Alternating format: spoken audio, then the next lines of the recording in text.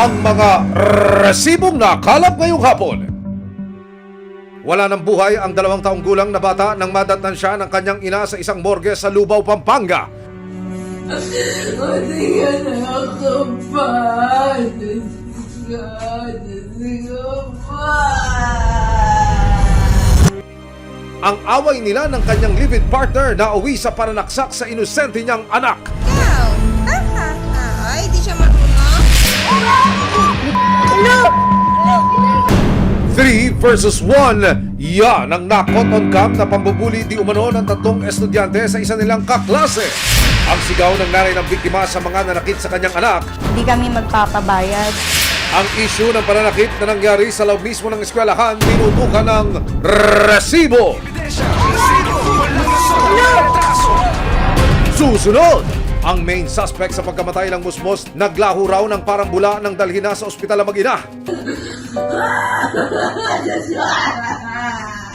Abangan mamaya, 3 versus 1. Yan ang na-caught on cam na pambubuli di umano ng 3 estudyante sa isa nilang kaklase.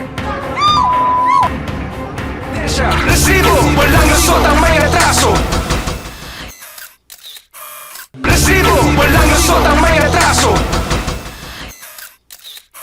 Ano man reklamo, bibigyan tugon. Bawat hinaing at problema, hakanapan ng solusyon. Ito ang bago ninyo sandigan, hindi palalampasin ang mga tiwali at maling gawi.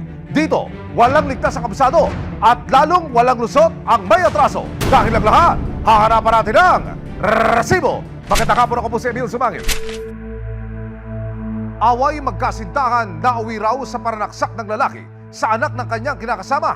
Patay ang 2 taong gulang na musmos na tila napagbuntunan ng kanyang amain. Kaya naman, nagsagawa agad ang Lubao, Pampanga Police ng hot pursuit para madakip ang umeskapo ng suspect. Naging saksi ang munting tahanan na ito sa matamis na pagsasama ni Harold Ramos at Bea Cunanan. Kasama nila ang mga anak ni Bea, kabilang ng unigo iho niyang si Bri Bri. Pero makalipas ang halos 1 taon ng pag-iibigan, Nasaan yung anak mo? Labas mo na! Wala nga sa akin, di ba? hindi inaasahan ni Bea na sa parehong tahanan magaganap ang karumal-dumal na pagsaksak kay Bri Bri. Nagsimula raw ang lahat ng kanilang pagtatalo nang pagdudahan ni Harold si Bea. Kasi daw nagtataka nga po daw siya dun sa send na chat na hindi nag-appear. Kala niya meron pang unang usapan. Doon na po siya nagalit. Lalo pa raw nang gigil sa inis si Harold nang sumabay sa bangayan nila ang walang tigil na pag-iyak ng 2 taong gulang na si Bri Bri. Ako po, sinusuntok niya ako, tapos nakayakap po ako sa anak ko. Iniilag ko po siya, kaso kahit po nakayakap ako, natatamaan pa rin po siya. Nang makita ang matinding galit ni Harold, agad siyang tumakbo palabas ng bahay para humingi ng tulong. Pagbalik ni Bea sa kanilang bahay, Tapos nung pumaabutan ko, yung anak ko iyak na po ng iyak, sinasaktan na nga po. susunod! Nagsagawa ng hot pursuit ang mga otoridad para matundo ng suspect. Sarang agaya tayo ni. Dandan lang. Sige lagi mo lang dyan. Sa cellphone video na ito, tila trumpong pinaikot-ikot ng 3 babaeng mag-aaral ang isa nilang kaklase. Resibo, walang lusot ang may atraso. Resibo, walang lusot ang may atraso.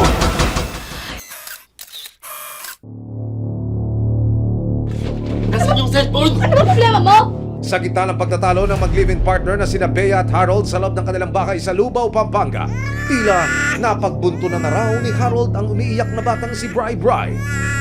Tapos nung pagkabigla niya pagkahiga, doon na po siya sumuntok. Kasi nga hindi niya mapatigil yung bata. Matapos humingi ng tulong sa labas, bumalik daw si Bea sa kanilang bahay. Dito na raw niya naabutang wala nang malay ang kanyang anak. Nakatakbo po kami, kasama ko po yung anak ko, buhat ko. Nakapasok pa po kami sa loob ng bahay ng biyanan ko. Doon na po siya dumating na may dala na po ng kutsilyo. Tapos doon na po ako nagsisigaw ng, "Saklolo, tulungan niyo po kami."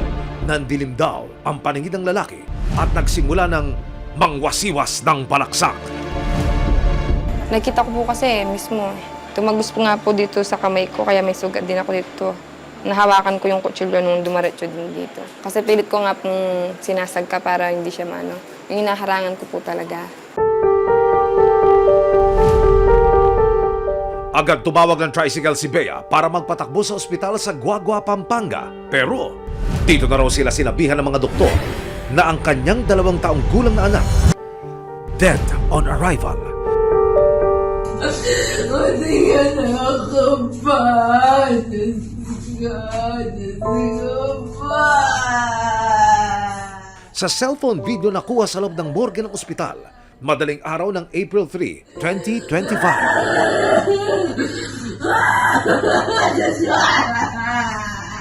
Halos maglupasay na si Bea sa harapan ng wala ng buhay niyang anak. Uy! Uy!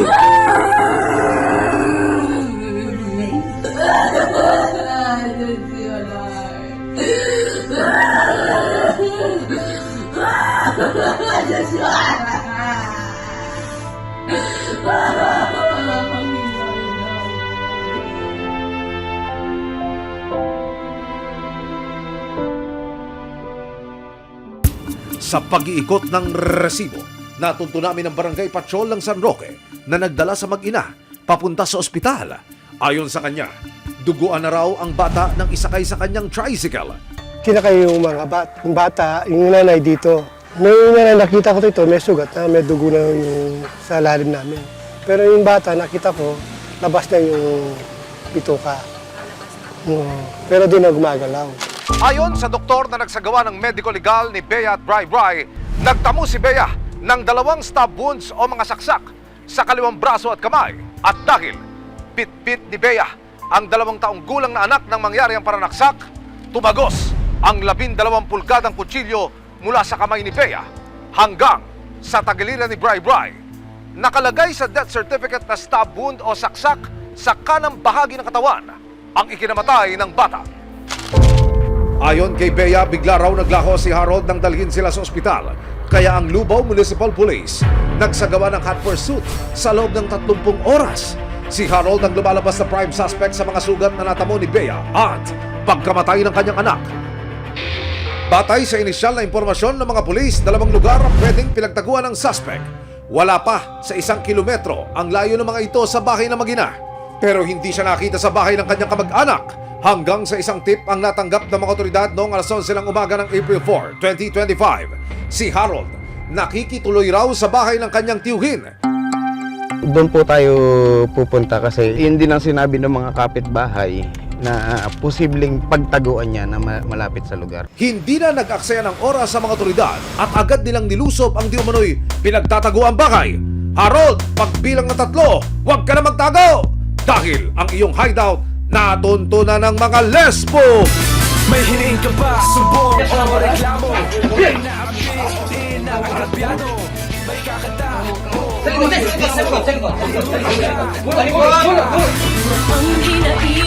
may solusyon. Nang madata ng mga pulis ang suspect, mukhang katatapos lang mananghalian. Ano pangalan mo? Harold Ramos, ha? Harold, lasapin mo na yan dahil sa kulungan na ang iyong diretsyo! May karapatan ka manahimik, no? Inaaresto kita sa kasalang pagpatay. May karapatan ka manahimik. Lahat na sasabihin mo, pwedeng gamitin laban o pabor kayo. Search mo. Matapos basahan ang kanyang mga karapatan, hinalughog ng Lubao Police ang kanyang bitbit na bag.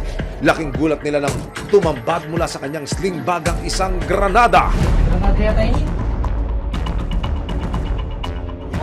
Dandan lang. Ilagay mo lang dyan. Baba ko na. Yan. Granada. Agad dinala sa Lubao Municipal Police ang suspect, pati na rin ang kanyang tiyuhin. Yung may-ari ng bahay. Sige. May-ari ng bahay. Sharon, ano mo yun? Nakaharap siya sa kasong homicide para sa pagkamatay ni Bri. Nakaparayam ng resibo si Harold, pero tila walang imik at nanginginig pa sa takot.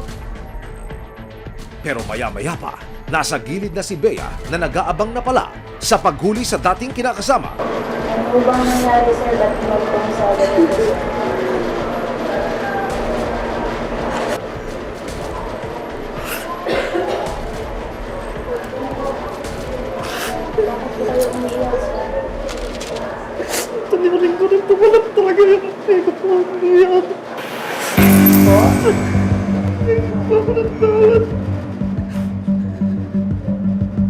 Pero si Bea hindi makukuha sa sorry mo, Harold!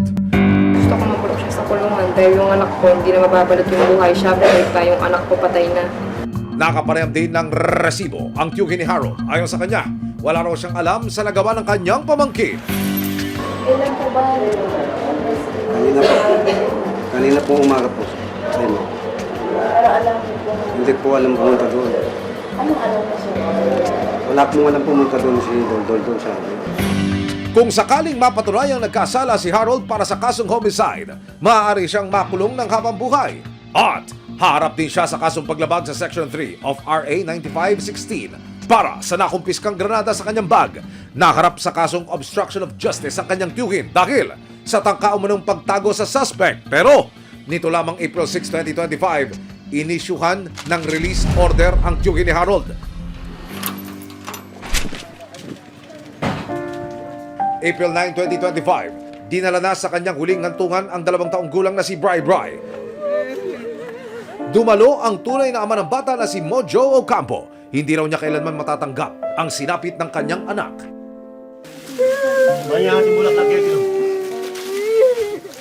Huwag siyang mag-alala, ma'am. Paglalabong ko talaga, ma'am, hindi ko i-atras yung kaso yun, ma'am. Tsaka managot na dapat yung mga mananagot. Mga gumawa sa kanya, ma'am.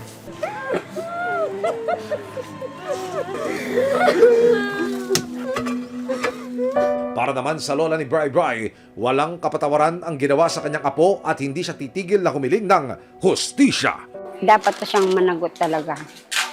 Siyempre, kung di niya ginawa yun, hindi mawawala yung apo namin. Siyempre, masakit po talaga.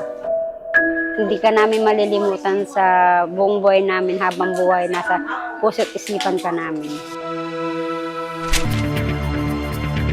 Sa alitang pinagsabunutan at pinaikot-ikot sa sahig ang isang babaeng estudyante sa Quezon City, ang pambubuli ng kanyang mga kaklase nangyari sa loob mismo ng kanilang classroom. Sa cellphone video na ito, tila trumpong pinaikot-ikot ng 3 babaeng mag-aaral ang isa nilang kaklase. Hawak nila sa buhok ang dalagita at sinabunutan hanggang masubsob sa sahig ang biktima. Dahil sa lakas ng pagkaladkad, natanggal na ang sapatos ng dalagita. Nang makatayo, muli siyang sinabunutan ng isa. At saka itinumba sa sahig para muling saktan. 4 na araw matapos ang insidente, natunto ng resibo ang estudyanteng sinaktan sa video na itatago namin sa pangalang Sam, 13 taong gulang. Sa paintulot ng kanyang ina na si Len, eksklusibong nakapanayam ng resibo ang dalagita. Kwento niya, hindi raw ito ang unang pagkakataon na sinaktan siya ng grupo sa loob ng paaralan. 3 po, sunod-sunod. Recess po namin tsaka uwian. Kasi po yung gumanti sa mga masama. Kasi Diyos na po bahala sa kanila. Ayun po yung iniisip ko. Dahil sa takot, hindi na raw niya nakuhang magsumbong pa sa kanilang teacher o sa kanyang mga magulang. Binabantaan po kasi nila ako. Dadamay daw po nila pamilya ko. Papabanat daw po ako sa labasan. Nang magbigay ng pahayag ang ina ng biktima, hindi na niya napigilan ang pagbuhos ng kanyang emosyon. Masakit sa akin to kasi makita mo yung anak mong ganun, kalad ka rin.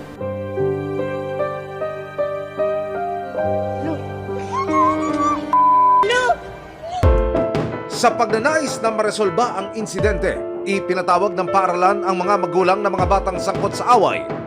Gusto nung mangyari ng guidance na lang yung counseling kasi meron daw tayong sinusunod kasi mga minor. Pagkatapos daw ng inorganisang pagpupulong ng paaralan para sa mga magulang at mga estudyanteng sangkot sa gulo, sinabing counseling daw at community service ang ipapataw na sanction sa 3 estudyante. Isa sa ilalim din daw si Sam ng counseling. Ngayon, ang ginawa nila, sasagutin naman daw nila yung pagpapagamot ng anak ko. Ako, gusto ko lang naman mapacheck up na yung anak ko. Yun na yung gusto ko talaga kasi hindi nawawala yung sakit ng ulo niya eh. April 7, sinamahan ng resibo ang mag-inang sa Quezon City Protection Center. Sumailalim sa isang closed-door interview si Sam, kasama ang social worker ng nasabing center.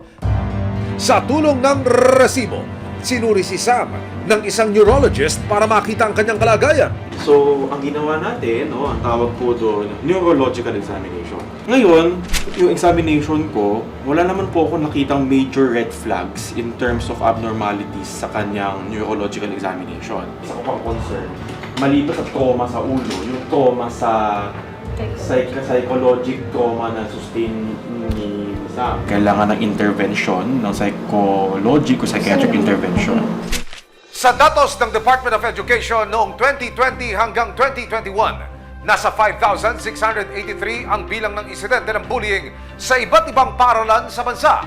Nitong 2021 hanggang 2022, tumaas ito sa 17,510 dahil dito, binansagan ng Program for International Student Assessment o PISA ang Pilipinas na bullying capital ng mundo.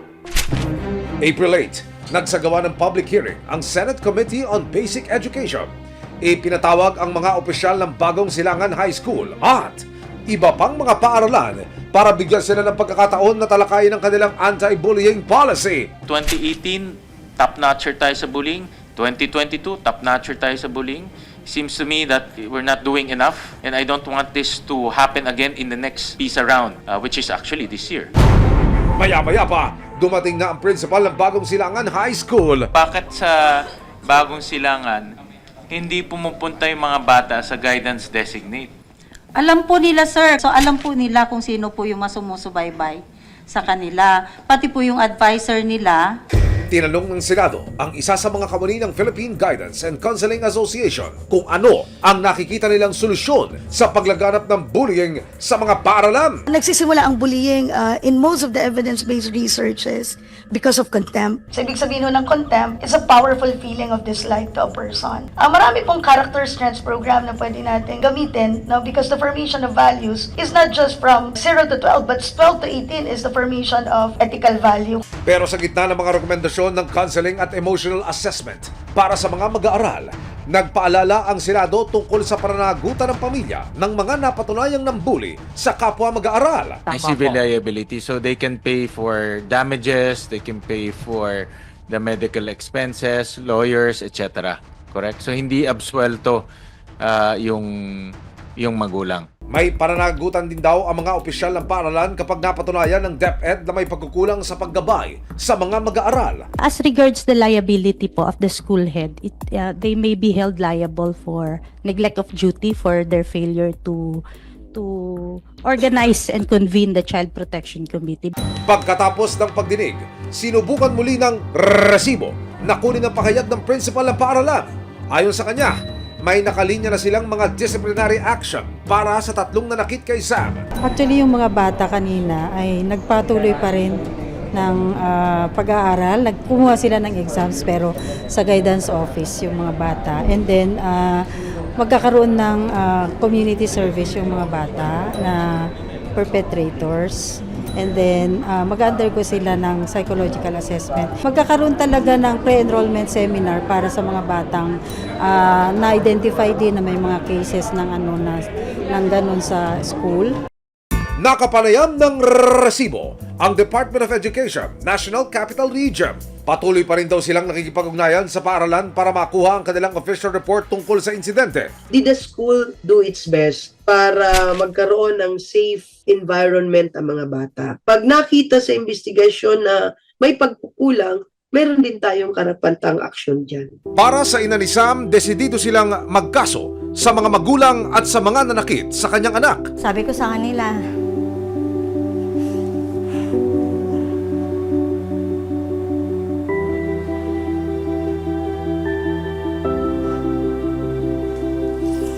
sa anak nila mangyari yun, ang mararamdaman nila.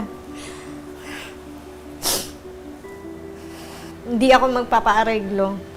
Kung yung anak ko na nagpatawad sa mga kaklase niya, ako hindi. Pwede ko naman po ibalik yung binigay nila sa akin na halagang 500 sa isang nanay. Yung binigay ng school na 1,000. Pwede ko naman po ibalik yun. Basta hindi po ako aatras.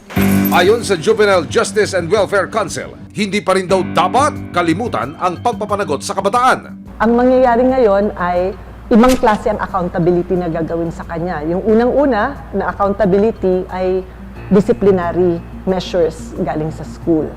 Pangalawa, kahit na hindi siya pwedeng kasuhan, pwede naman siyang file ng civil liability. Yan yung tinatawag nating moral damages. Pwede ring actual damages kung yung bata ay nagkaroon ng actual damages. Paalala ng JJWC, hindi absuelto ang kabataan na nasasangkot sa pambubuli. Maaaring yung bata, pero maaari din yung i-transfer sa magulang. Kung yung bata ang kasuhan mo, dahil ito ay civil, ang ibig sabihin niyan, danyos. So magbabayad sila. Of course, hindi natin sinasabi na yung perang yun ay equivalent na yun sa talagang compensation, kung hindi ito ay pagpapakita na tinatry nilang i-repair yung harm na nangyari. Ang paaralan ang itinuturing na pangalawang tahanan ng mga kabataan. Kaya nararapat lang na ito ay maging lugar ng kaligtasan, kalinga at kapayapaan. Kaya kailangang aksyonan ang anumang pananakit at pang-aapi na magaganap dito, lalong-lalo na kung may resibo. Hello! Hello!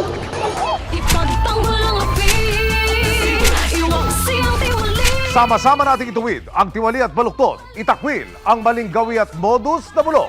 Walang ligtas ang kabisado at lalong walang lusot ang may atraso. Dahil ang lahat, hahanapan natin ang resibo. Hanggang sa muli, ako po si Emil Sumangil.